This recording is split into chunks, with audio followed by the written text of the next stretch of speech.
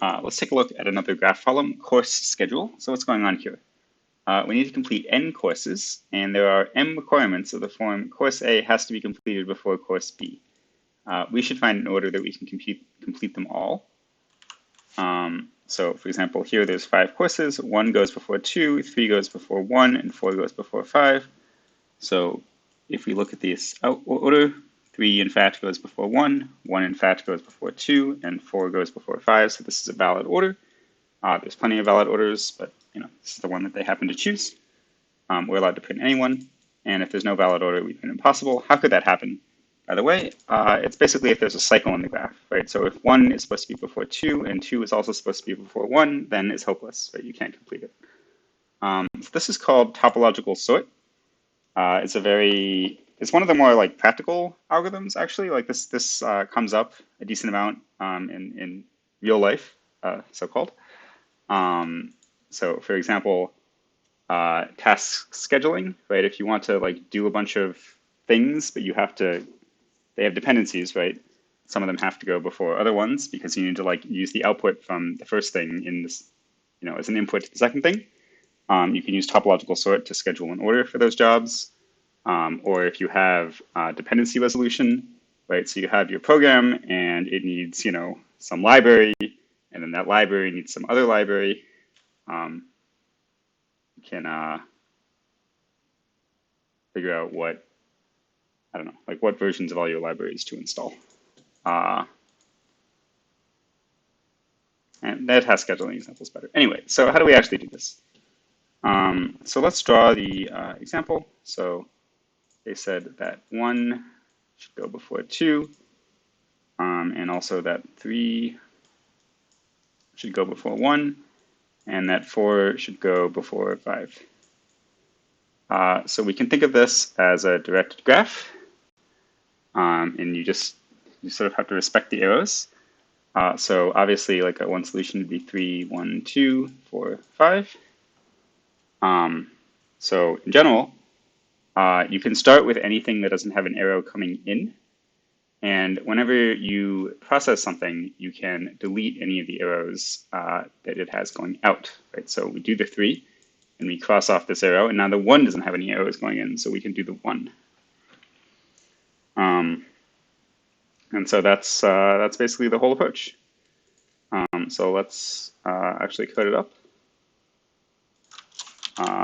So this is called course schedule. So we have n and m.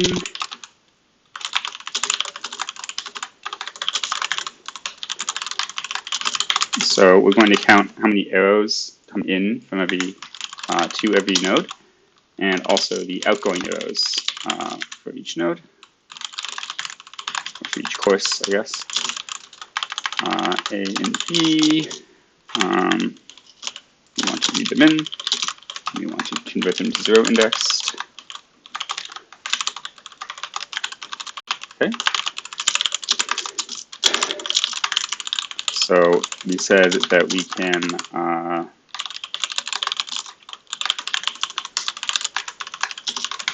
start with anything that doesn't have any arrows coming in. So these are the things that we are, Q is going to store the things that we are allowed to add.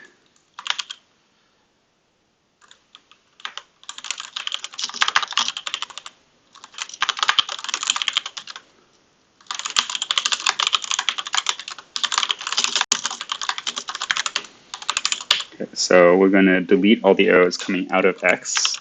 So that means that the number of arrows going into each of those destinations decreases by 1. And if it gets to 0, then we can handle that one.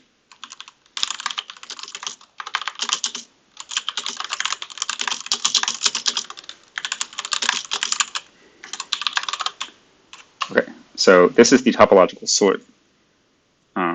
So, grab something that we can, that we're allowed to take right now. Write down that we're taking it, and then for each of the dependencies that it fulfills, decrease the number of dependencies that need to be fulfilled for each of those by 1. If it's 0, then we can take y, so write that down. And at the end, just print out the sort. So what about this impossible case? That will show up as we didn't actually get through everything, right? So if,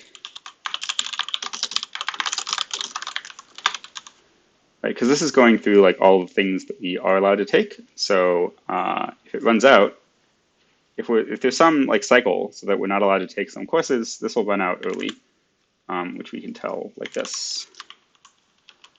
So this is the impossible case. Otherwise, we just print out the order.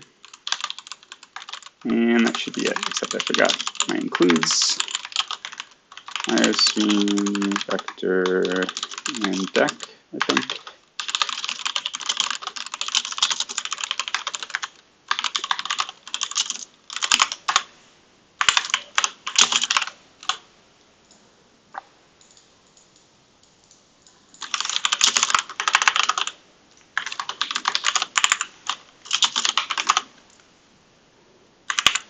We have to go back to one index. 3, 4, 1, 5, 2. So we picked the same order that they picked. That's fine.